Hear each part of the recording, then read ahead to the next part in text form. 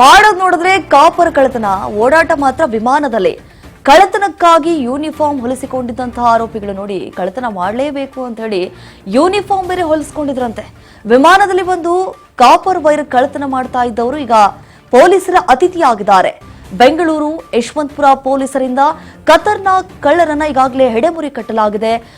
ಉತ್ತರ ಪ್ರದೇಶ ಮೂಲದ 3 ಖತರ್ನಾಕ್ ಆರೋಪಿಗಳು ಲಾಕ್ ಆಗಿದ್ದಾರೆ.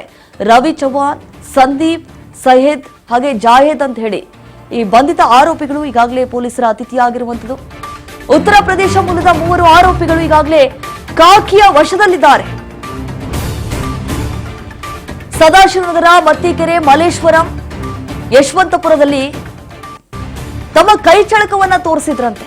ಅದೇ ಕಳ್ಳತನ ಕೇಸ್ ಕೂಡ ಇವರ ಮೇಲೆ ದಾಖಲಾಗಿತ್ತು ಈ ನಾಲ್ಕು ಸ್ಟೇಷನ್ ಅಲ್ಲಿ. ಈ ಸಂಬಂಧ ಬಿಎಸ್ಎನ್ಎಲ್ ಸಿಬ್ಬಂದಿ ಯಶವಂತಪುರ ಠಾಣೆಗೆ ಹೋಗಿ ದೂರನ್ನ ಕೊಡ್ತಾರೆ.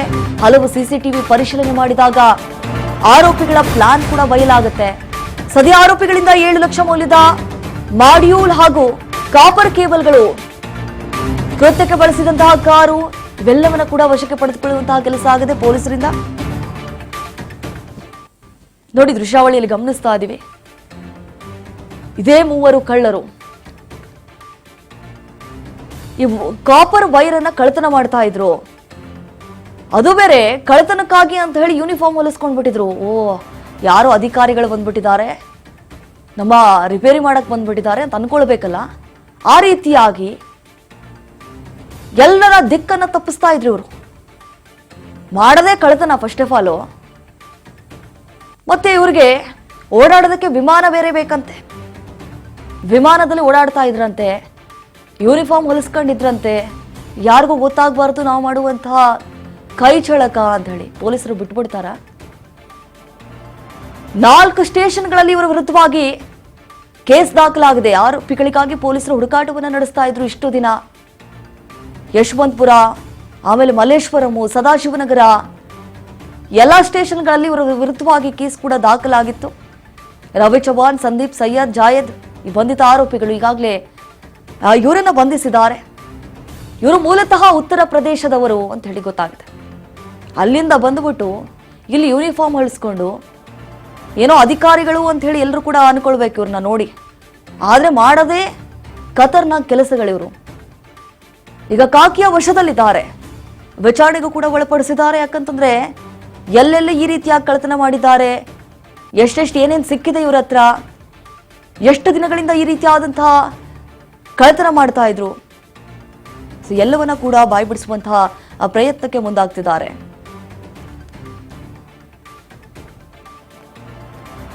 ವಿಮಾನದಲ್ಲಿ ಬಂದು ಕಾಪರ್ ವೈರ್ ಏನೋ ರಿಪೇರಿ ಮಾಡ್ತೀವಿ ಅಂತ ಹೇಳಿ. ಎಸ್, ಇದ್ರ ಬಗ್ಗೆ ಮತ್ತಷ್ಟು ಮಾಹಿತಿನ ಕೊಡ್ತಾರೆ ನಮ್ಮ ಪ್ರತಿನಿಧಿ ಅಜಯ್. ಈಗ ಫೋನ್ ಸಂಪರ್ಕದಲ್ಲಿ ಜಾಯ್ನ್ ಆಗಿದ್ದಾರೆ. ಎಸ್ ಅಜಯ್, ಈ 4 ಆರೋಪಿಗಳು ಕಳ್ಳತನ ಮಾಡೋದಕ್ಕೆ ಅಂತ ಹೇಳಿ ಯೂನಿಫಾರ್ಮ್ ಬೇರೆ ಹೊಲಿಸ್ಕೊಂಡ್ ಬಿಟ್ಟಿದ್ರಲ್ಲ, ಅಂದ್ರೆ ಪ್ರತಿಯೊಂದು ಕಡೆ ಇವ್ರು ಹೋದಂತಹ ಸಂದರ್ಭದಲ್ಲಿ ಏನು ಅಧಿಕಾರಿಗಳು ಅನ್ಕೊಂಡಿದ್ರ ಹೆಂಗೆ ಇವರನ್ನ? ಯಾಕಂತಂದ್ರೆ ಟಿಪ್ ಟಾಪ್ ಆಗಿ ರೆಡಿಯಾಗಿ ಹೋಗ್ತಾ ಇದ್ರಲ್ಲ, ಅದು ಬೇರೆ ಕಳ್ಳತನ ಮಾಡಕ್ ಹೋಗ್ತಾ ಇದ್ರು. ಈಗಾಗಲೇ ಇವರನ್ನ ಏನಾದ್ರೂ ಲಾಕ್ ಮಾಡಿದಾರಾ, ಏನಾದ್ರೂ ಬಾಯ್ ಬಿಟ್ಟಿದಾರಾ ವಿಚಾರಣೆ ಮಾಡುವಂತಹ ಸಂದರ್ಭದಲ್ಲಿ?